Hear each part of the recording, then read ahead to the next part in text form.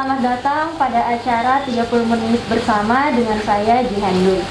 Hari ini acara kita yang perdana ini akan dimulai dengan sangat antusias oleh saya sendiri, karena terkhususnya hari ini saya sudah bersama dengan salah satu figur tokoh masyarakat yang sangat saya kagumi juga. Dan kita ketahui bersama juga beliau adalah seorang pemimpin kita, Wakil Gubernur Sulawesi Tenggara, tentunya Bapak Lukman Agunawan. Ya. Selamat pagi Bapak. Pagi.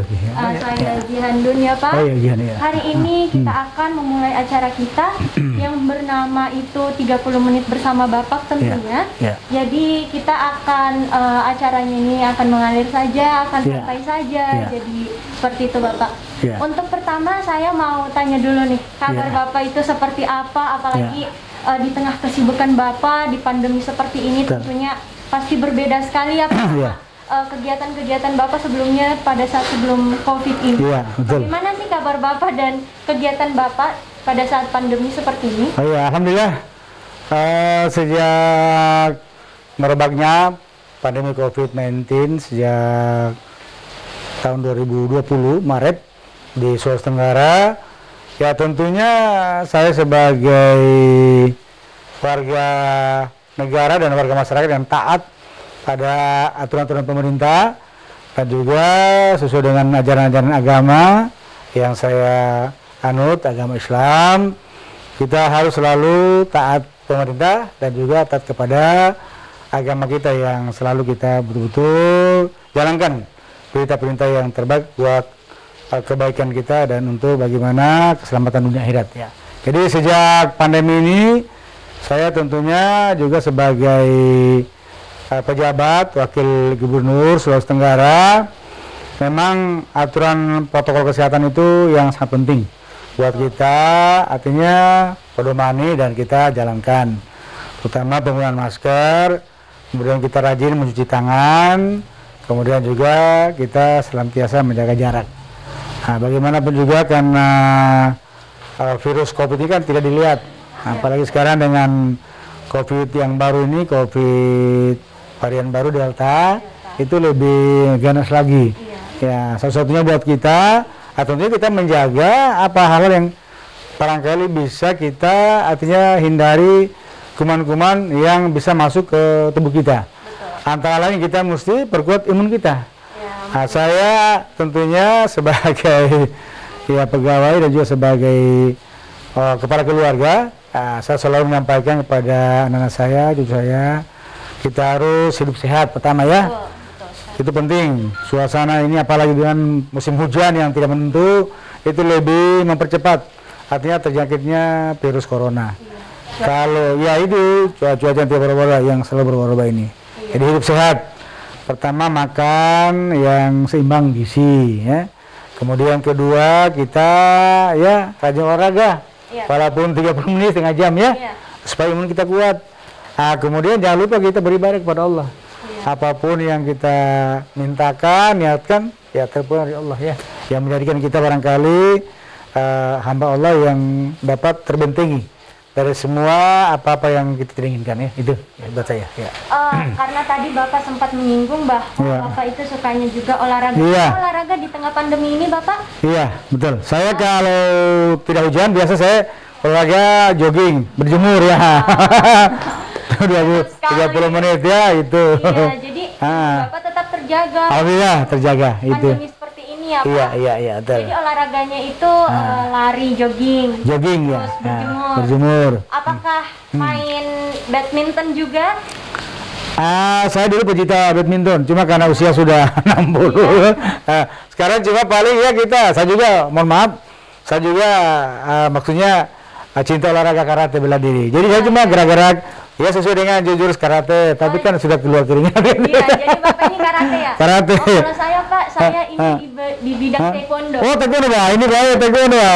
Suatu saat kita sparring. Boleh sparring ya. Cuma kalau taekwondo kan kakinya main ya. Kalau kaki, kita ya. mix aja. Boleh mix ya, gabung ya. Boleh. Aduh, ternyata Bapak ini itu pecinta karate. Itu sama-sama pecinta bela diri. Seperti itu.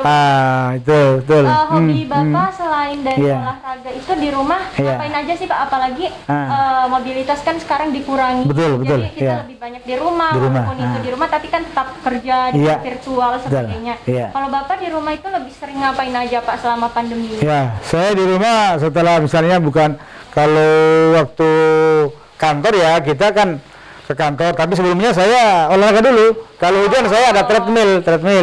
Baru gerak-gerak badan itu ya, tarik jurus ya supaya keringat ya. Nah, itu.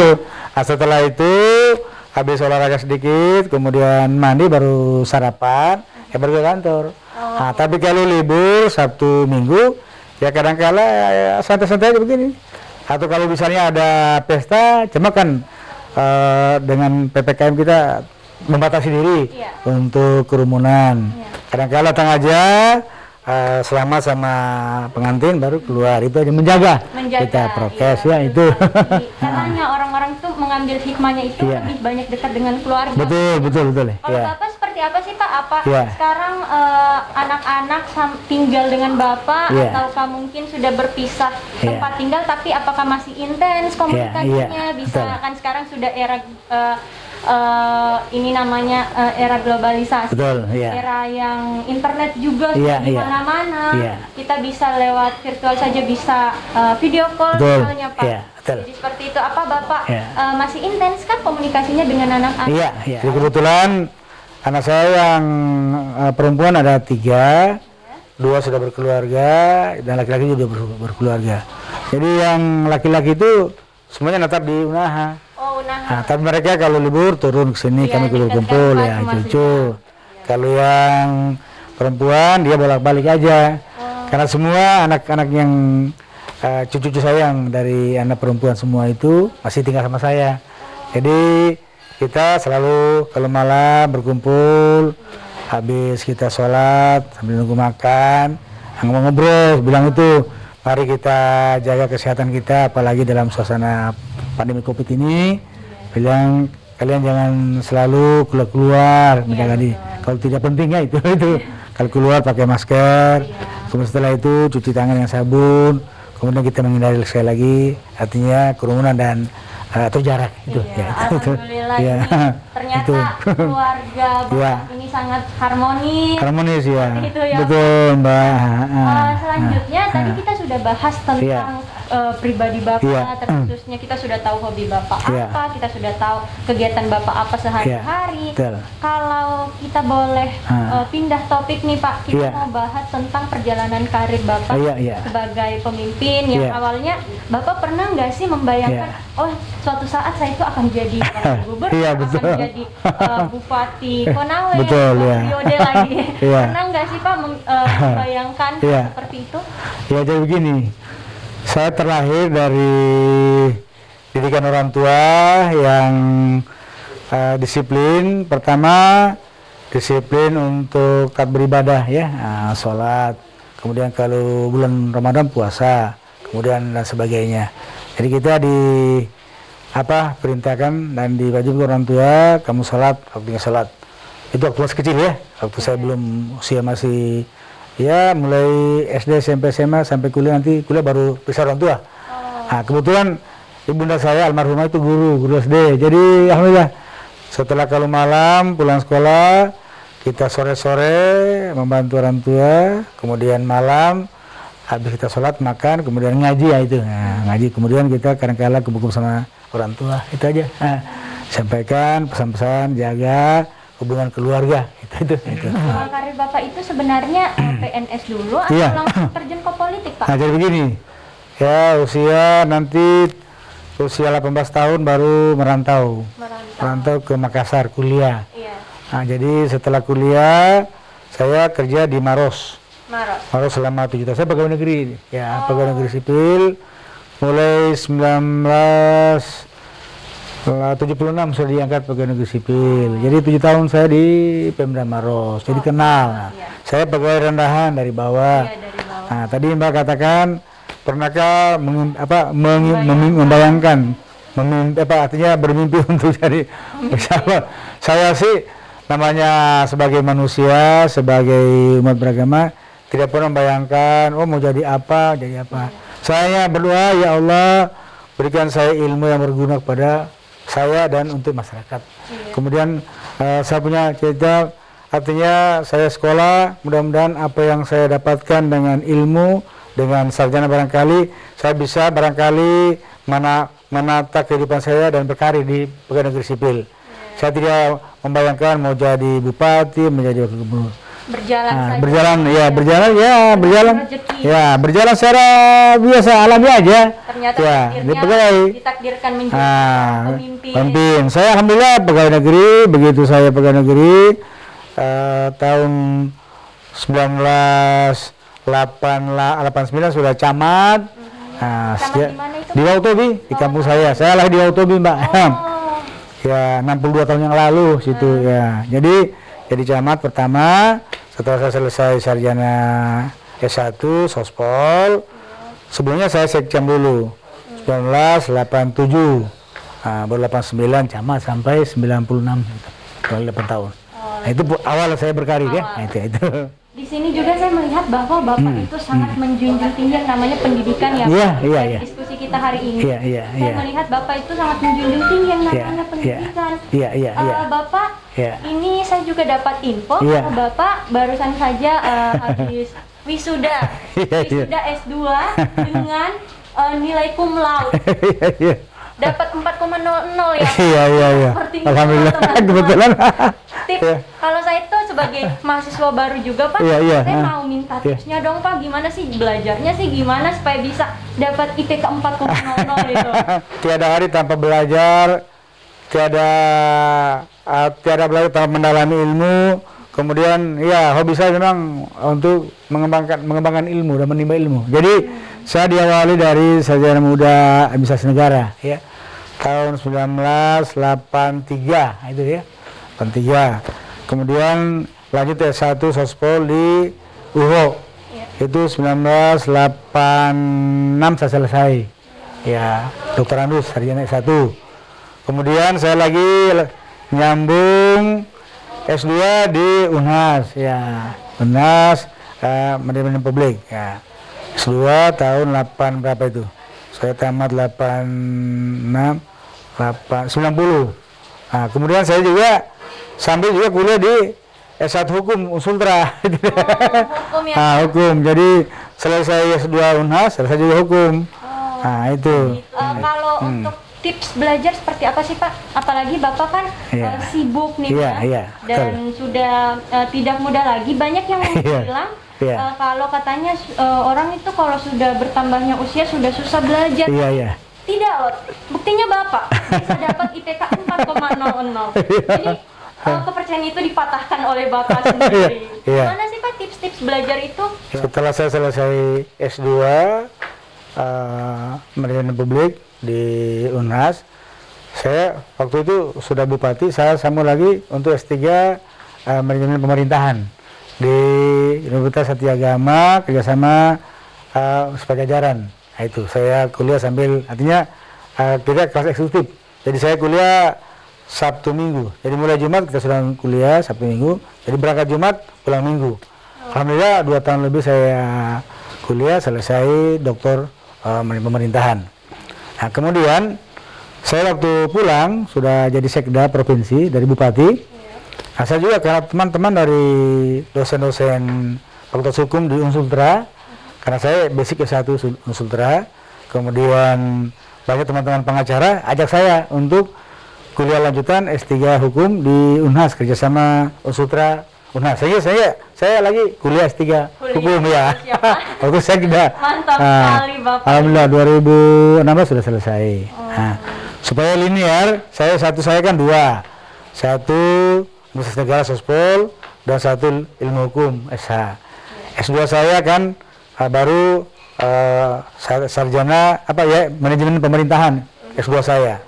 Kemudian S3 saya tadi Manajemen Pemerintahan di Satyagama Pajajaran. Kemudian tadi saya juga di UHO yang Unsultra kerjasama UNHAS untuk S3 Hukum ya, Ilmu Hukum. Nah, kemudian supaya saya ini ada satu saudara SH-nya, kok ada S3 Hukum tapi S2-nya enggak, makanya saya ambil lagi S2 Hukum Unsultra. 2 tahun lalu, itu ceritanya.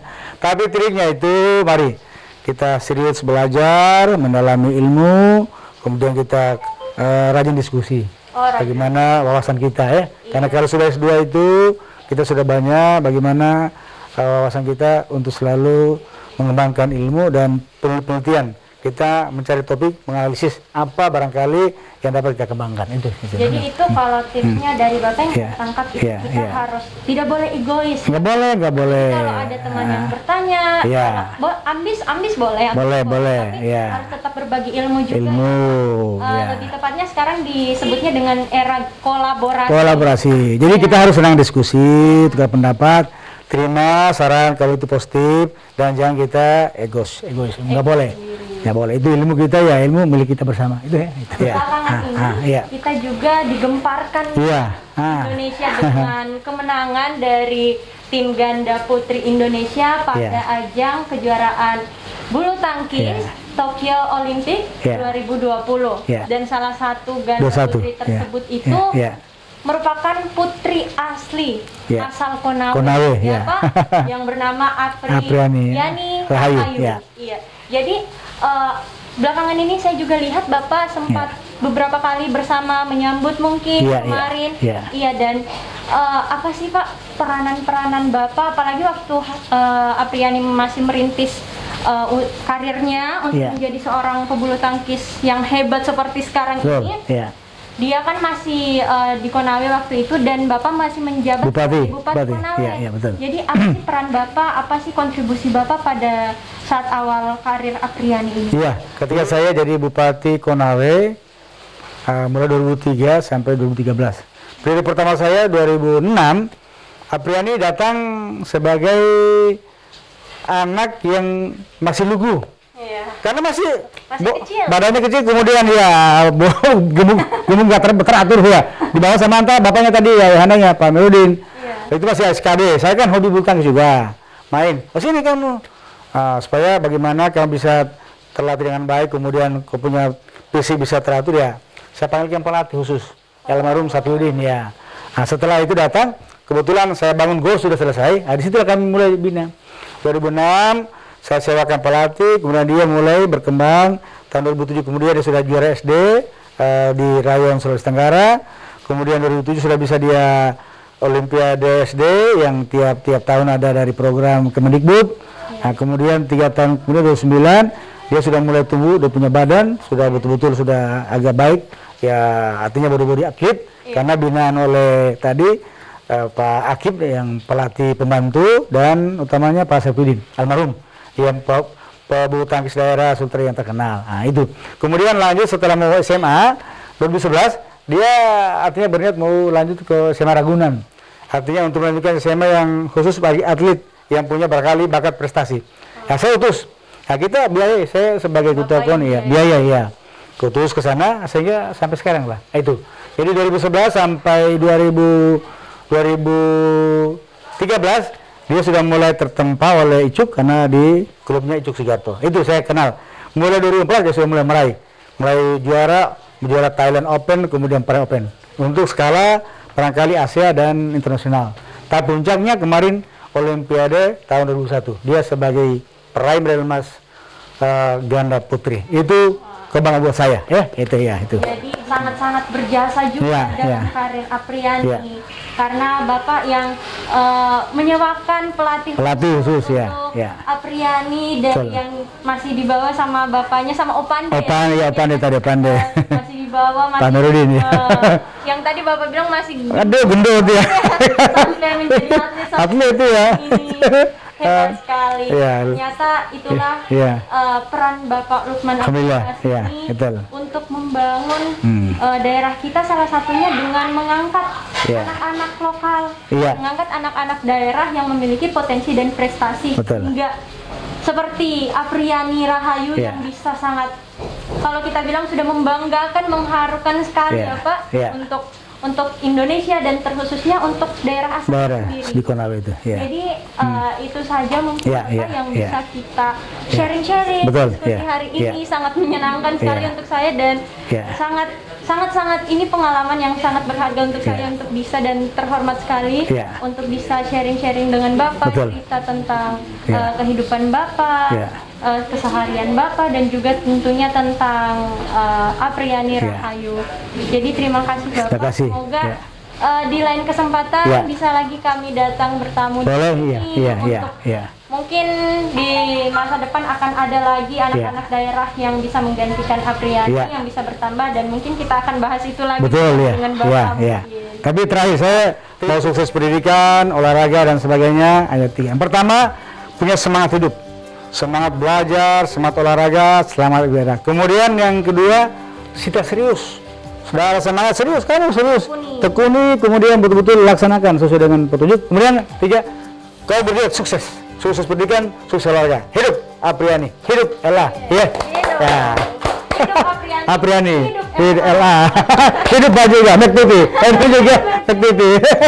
Ya, bahagia, makasih ya, makasih ya, makasih ya. Terima kasih untuk Ya. teman-teman semua yang Ya. menyaksikan Ya. program kita 30 Ya. menit Menit, ya. bersama Bapak Lukman Agunawan. Ya. Sampai bertemu kembali di acara 30 menit bersama Ya. dengan public figure yang lain. Amin ya. Terima kasih. Kasih ya.